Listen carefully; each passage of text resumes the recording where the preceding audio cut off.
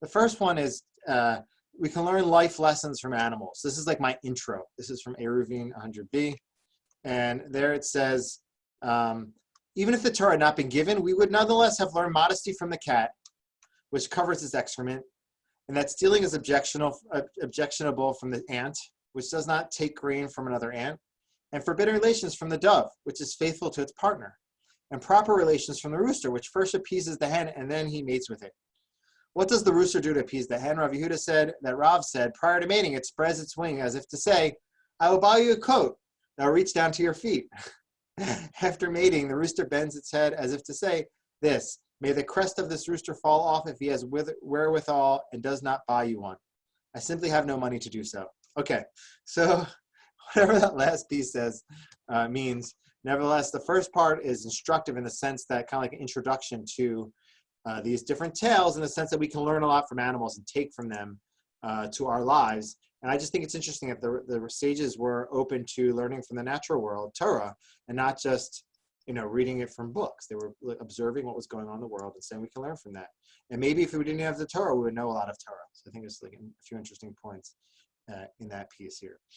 Feel free, again, if you have any input or you want to ask anything, feel free to chime in. I don't know if I muted you, but if you're muted, you can unmute yourself by clicking the space bar.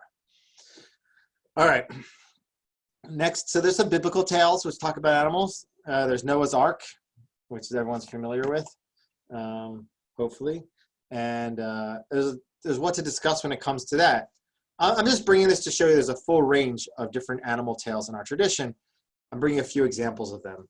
Again, but you can go much further. For instance, what was their role in the story? Like, even the biblical tales are tales, in the sense that I'm not saying they're not true, but they have what to teach you as a tale. And so when you analyze them, you have to analyze them from the perspective of the animal. That can be a whole different perspective. Once someone wrote about Adam 1 and Adam 2 is discussed a lot in the creation story, and Rabbi Linzer talked about Eve 1 and Eve 2. You have a nice article on that, which is like, it's a really nice article. And I thought we could talk about like Serpent 1 and maybe like, I don't know if there's a serpent in another story, but discussing like things from the serpent's perspective could be interesting. So you can discuss things from different perspectives. What was the roles of the animal in the story? Why were they punished? What did their coming in the ark contribute to the story? So everything from the animal's point of view. What was Noah not allowed to eat them afterwards? So it's a whole different perspective. And some other favorites, other animal tales in the Torah, in the Tanakh, are Garden of Eden, the serpent, which I mentioned, Bilam's donkey, Nathan the prophet's parable, and perhaps there are other ones. So again, animal tales are prevalent in our tradition, starting from the Bible. So jump into some animal tales. We have two political tales. There are many. I took these from, I'm forgetting which book this was. I'll look into that. A friend of mine sent me a few of these excerpts, which are helpful understanding the stories. The first two ones are political tales. And they were brought in the context of a midrash, which discusses some sort of political reality. So it says the first one is the dog. So they're all connected to animals. How do I define an animal tale? An animal tale involves animals. It's not necessarily, and it's supposed to teach you a lesson through the animals. So two dogs that hated each other were guarding a flock. So you had two dogs were guarding a flock. A wolf came and attacked one of them. The other dog said, if I don't help him, the wolf will kill him today and will kill me tomorrow. So the two of them went and killed the wolf. So this in the description here, it says this illustrates the nature of the pact between Moab and Midian that they made against Israel. They both didn't like Israel, but they both didn't like each other. But they figured for the common good, in order to survive, they might as well join together. So this is a non-holy pact, but it's a pragmatic one. We're going to see going forward that there are much more idealistic approaches to dealing with each other and uniting with each other, and those are, I think, instructive messages for us in Sfirata Omer. So that's a little bit just in terms of these. A wolf came and attacked one of them. The other dogs came and joined together. There's a one with the lion and the bird. This is from Genesis Rabbah 64:10. A lion was devouring his prey when a bone lodged in his throat. He said, I will give a reward to whoever comes and removes the bone. A bird with a long beak came, stuck it in the lion's mouth, and pulled out the bone. He then demanded, give me my reward, rightfully so. The lion replied, you may go forth and proclaim, I entered the mouth of a lion in peace and came out in peace. That's not the best reward. It's like we have these contests. Everyone's going to get an award, and then you give them some sort of like cheap prize or something that they're not excited about. This is even different. It basically saying you're into the mouth of a lion and you came out in peace. So what's it discussing? According to this explanation here, it's Rabbi Yeshua ben Hanania to try to convince a group of Jews not to rebel against Rome. He uses this well-known fable. We're not going to get everything we want. He says, but at least we'll survive. He says, well, he says like this, Rabbi Yeshua ben Hanania tries to show the assembled public that when one confronted a powerful enemy, there's no greater reward than to come out of the dispute alive. Although there were many Jewish victims under the yoke of the Romans, the Jewish leader rescues the people as a whole and invites the audience to give up their fruitless rebellion and to think of the future. Again, this is a pragmatic approach to dealing with other people, and sometimes you have to think that way. In the upcoming, basically in terms of dealing with Rome, we should just think about surviving, and we're not always going to get everything we want, and we should let go of the rebellion because we want to survive as a nation. But going forward, we're going to see these three are some of my favorite animal tales, and they discuss more of an idyllic and lechatchila, like in the first place, approach to dealing with other people. So this first one you might know, but I love this one. This is how Moses was chosen as a leader. You say Moses, he was the greatest leader in all of history according to Jewish tradition, or at least the greatest prophet, the most humble. What led him? Out of all the things, what led God to choose him? It doesn't really it's not really explained in the in the Bible. I mean, it says that he was his countenance was bright and that he was saved in the Nile. But what was behind the scenes? What led God to say, this person's going to be my leader? Here is the story. Out of all the stories, and this involves an animal. It's not exactly animals aren't the main characters, but Moses was shepherding his father-in-law's sheep one day. One of them bolted. They escaped. He was with all the sheep. It's interesting. Almost all of our forefathers and foremothers were shepherds. There's something to that. There's something to taking care of the animals. Once you take care of the animals, you're able to take care of other beings that might act like animals sometimes. I don't know, but you're able to take care of others in a most gentle and sensitive way. That's probably the story also of the flood and of the ark. God wanted to train Noah to become a sensitive leader through the ark, and he emerged on a higher level than before and was able to start a new world from that place. And that's why perhaps he was not allowed to eat the animals anymore too. He was in another place. Again, that's like my vegetarian agenda speaking here. But okay, so Moses was shepherding his father. One day they bolted. Okay, Moses followed the runaway animal to reach the body of water. So perhaps that was a far off distance, like what was in Mark's background there, or something like that. Some far off. It's kind of close to you apparently, but some body of water. He stopped for a drink. Moses compassionately said to the sheep, if only I had known that you thirsted for water, you must be exhausted from running. So he's speaking to the sheep and he's saying, you must be exhausted. He's thinking about what the sheep needs. It's exhausted from running. So what did he do? He scooped up the animal, placed it on his shoulders and headed back to his flock. Said God, if this is how he cares for the sheep of man, he is definitely fit to shepherd mine. There's a few pieces in this story I think are beautiful. Number one, he chased after it. I mean, he probably had a lot of other sheep to take care of at that time. Each one was important to him. Number two, he spoke to it in its own language and tried to see what its needs were. He didn't stop there, though. He singled it out. He sought out its needs. Then he went the extra mile to take care of it and to save it by putting it on his shoulders, taking its weight on his shoulders and carrying it back to the flock. There are three elements here I think are extremely powerful and instructive for what a good leader is. And this is all in relation to animals. So even the more so would it be true when it comes to lead Am Yisrael. He was take them on his back. And at times you saw he was even willing to sacrifice himself and his name for Am Yisrael.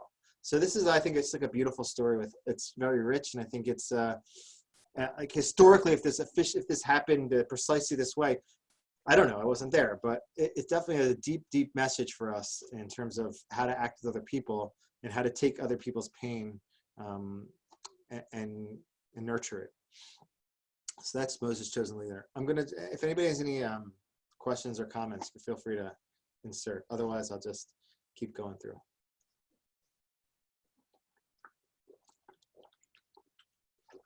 Okay.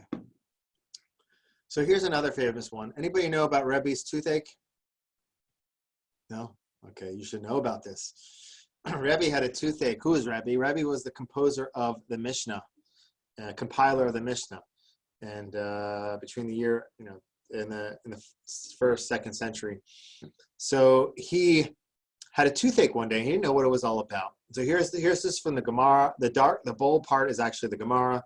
The non-bolded part is like Rosh Steinsaltz's commentary. So Rabbi Yehuda Nasi's suffering came upon him due to an incident. What was that incident? There was a certain calf that was being led to slaughter. The calf went and hung its head on the corner of Rabbi Yehuda Nasi's garment and was weeping. Oh, Rabbi Yehuda Nasi, I'm so afraid. I'm afraid I don't know what's going to happen to me. Probably saw his friends all get slaughtered and he was scared. Rabbi Yehuda Nasi wasn't so sensitive to it. He said, go. As you were created for this purpose, it was said in heaven, since he was not compassionate toward the calf, let afflictions come upon him. So perhaps his speech, perhaps his desire to eat with his teeth overcame him, and then he got a toothache. The tooth is the mouth and the eating. The Gemara explains the statement and left him due to another. So the pain left him due to another incident. What was the incident? One day, the maidservant of Rabbi Yehuda Nasi was sweeping his house. There were young weasels lying about, and she was in the process of sweeping them out. This is a while ago. This is a while later. I forget. Maybe like I don't know. I recall this being like over 10 years later. I don't remember though. And she was in the process of sweeping them out. Rabbi Yehuda Nasi said to her, "Let them be. Don't sweep out the weasels." Meaning, there are mice or anything in your house. Let them be. Let them hang out. Okay, that's not the message of the story. But Rabbi Yehuda Nasi said to her, "Let them be, as it is written. The Lord is good to all, and His mercies are over all His works." They said in heaven, since He was compassionate, we should be compassionate on Him, and He was relieved of His suffering. So apparently the suffering is a toothache. I forget where, I think maybe Rashi said, I don't forget where I learned that from. But he did some sort of tshuva here. Again, maybe he went to the other extreme where it was like, oh, just let the animals roam free or whatever. But there's here, I don't think the Gemara who says we should, there's a whole masechet on slaughtering, on chulin, how to slaughter properly. I'm not saying we shouldn't eat animals according to the Talmud, but they're saying, what should our attitude be?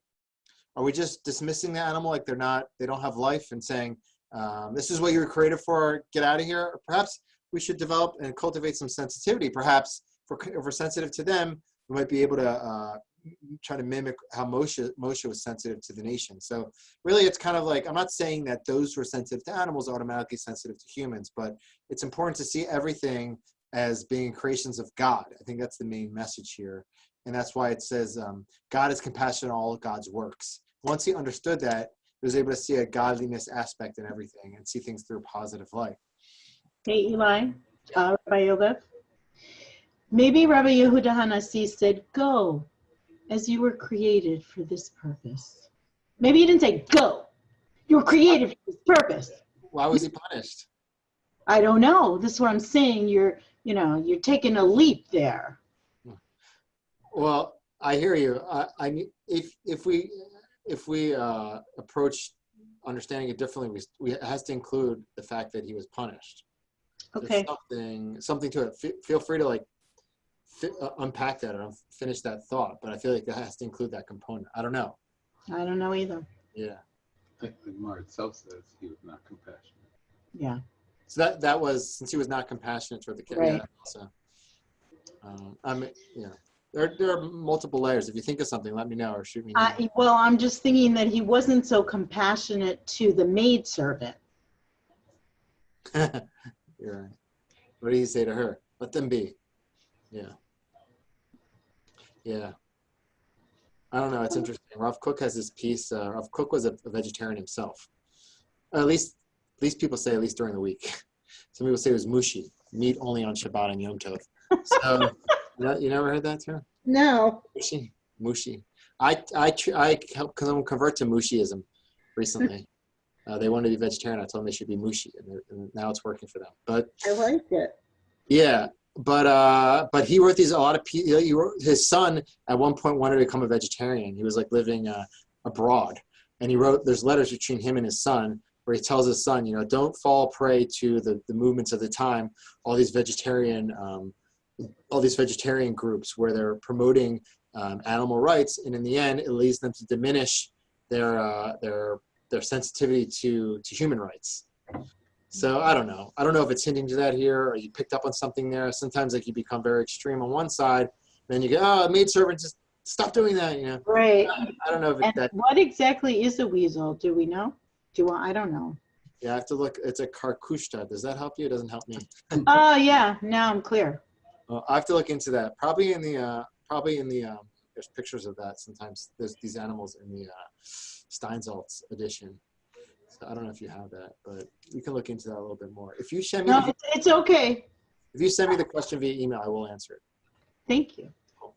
All right. So here is one of my favorite stories, the Turkey Prince. Who knows this one from Rabbi Nachman of Breslov? Oh, is that when he's under the table? Yeah, this is a good story. So I think there's like another nice message here. That's a good story. Yeah, so a prince was, by the way, Rabbi Nachman of Breslov has awesome tales. You can get his tales in English, translated by Rav Ari Kaplan, who's a master translator.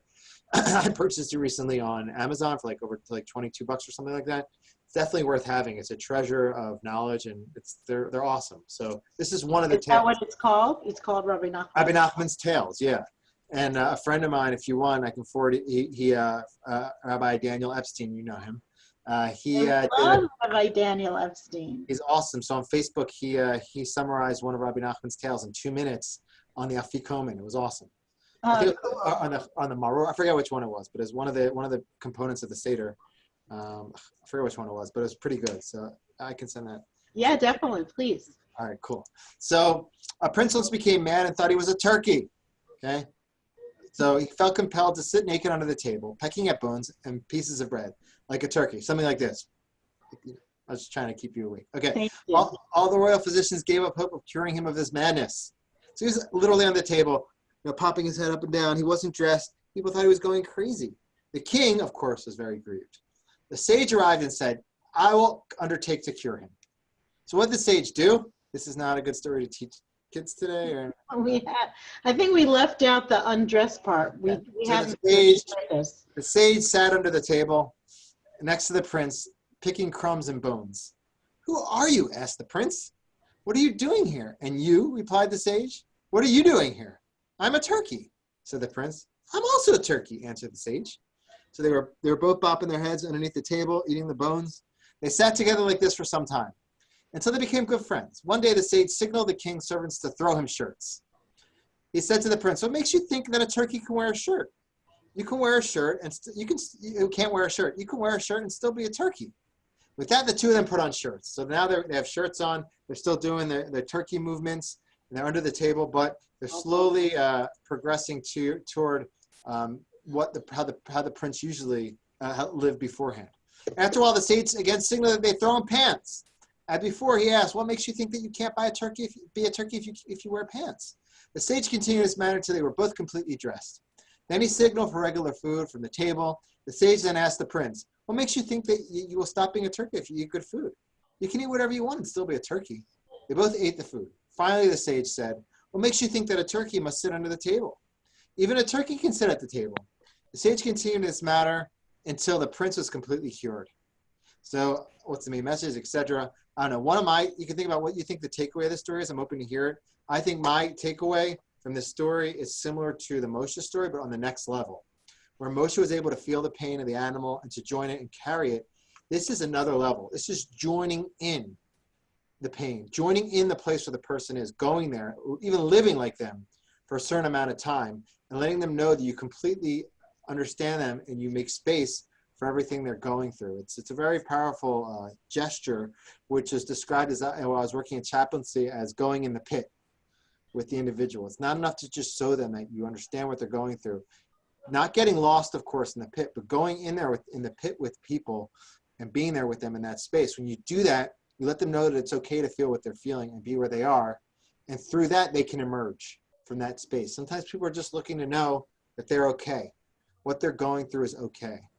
And if you let them know that, from that place, they can grow. So I think that's like another powerful message. All these messages I think are important in art in these days. That's why I'm bringing this. Part of the reason is that Sfirat Omer, they talk about treating each other properly. You know, Rabbi Akiva's students didn't treat each other properly with kavod. So there's a lot of questions with regards to this, because Rabbi Akiva said you have to love your neighbor as yourself. So why does his students not follow his guidance? I don't know. I'm not going to answer that now, but what I think it is important for us, and we're trying to cultivate that sensitivity, is to try to take it to a deeper level. Perhaps they were treating each other with kavod. Maybe they were following what Rabbi Akiva said, following his halacha. But this is another level. This is going where the person is, going out to the animal, carrying on your back, joining them where they are. Maybe they didn't go that extra level, and because they didn't go that extra level, it wasn't enough. We have to go there with each other, and that's like a piece maybe we can rectify in these days in terms of treating each other with honor and respect. So, And I would just add in, certainly with children, like they can see right through if you're saying the words, but you're not really feeling. And people begin to heal when they are heard. And especially with kids, they need to know that you're not just saying the words, you really get how they might be feeling. So I think it's a great story. Yeah, for sure. I think that's also, years ago, there were some stories when they were first working with autistic children. And one of the first things they tried was sitting down, getting down on the floor and just mimicking everything that the kids did. Mm-hmm. Mm-hmm. Mark, do you want to say something? Or are you just, okay. Come on, Mark. This is the I got nothing. Okay. Got nothing? Sheesh. Back in the conversation. Okay. Forget what I saw. Anyway, yeah, that's totally true. I mean, I saw this a lot in chaplaincy where I was working in a hospice unit as a chaplain, and my guide, our mentor, she would critique me when I didn't go where the family was. And she's like, you don't always have to have the right answers. Rabbi Weiss talks about this a lot, where he's like, you don't have to know what to say or how to say it. Just being there and being present can be a big present and be really important for the individual. Just joining them where they are, letting them know it's okay to be where they are. Once they know it's okay, they can be there, and they can also be in other places. But if you don't give them that space and let yourself know that things are okay, you're constantly battling just to stake your claim on your current reality, and it's hard for you to emerge into another reality. So, all right, so that's a little bit there. Let me just see. I think we have 3 minutes. Let me just find one more that I really like. This is a nice one. Okay, this isn't connected to those other themes, but this is just a nice one in relation to this world and the next world. I like this one. It's smart. These are tales that make you think, I call them.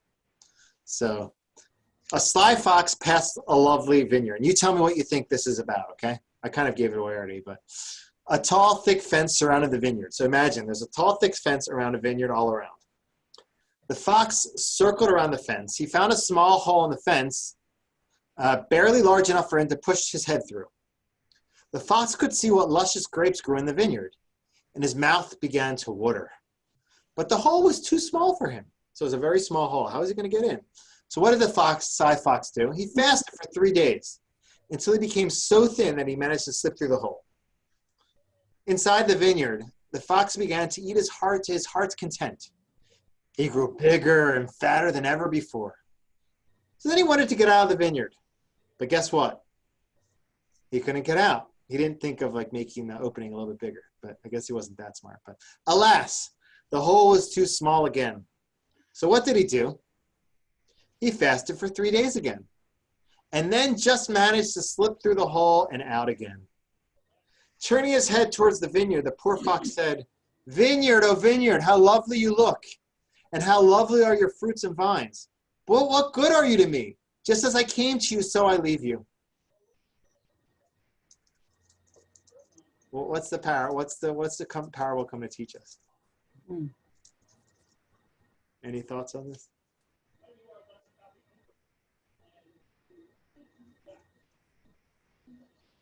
I don't